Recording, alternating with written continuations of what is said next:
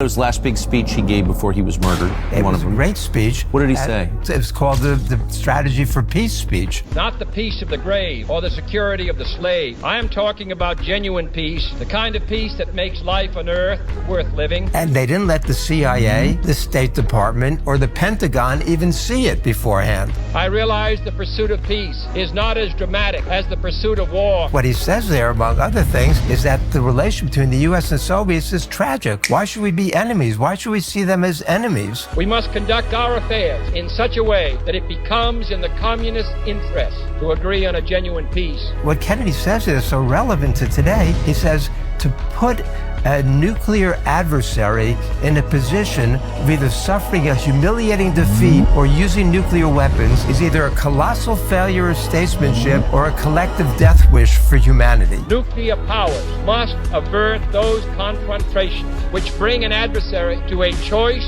of either a humiliating retreat or a nuclear war. Which is exactly what Biden is doing. It's what we face right now. Yeah. How was it received in Washington? They saw him as some kind of idealistic fruitcake. What kind of a peace do I mean, and what kind of a peace do we seek? The kind of peace that makes life on earth worth living. Peace for all men and women. Not merely peace in our time, but peace in all time. When a man's way please the Lord, the scriptures tell us, he maketh even his enemies to be at peace with him.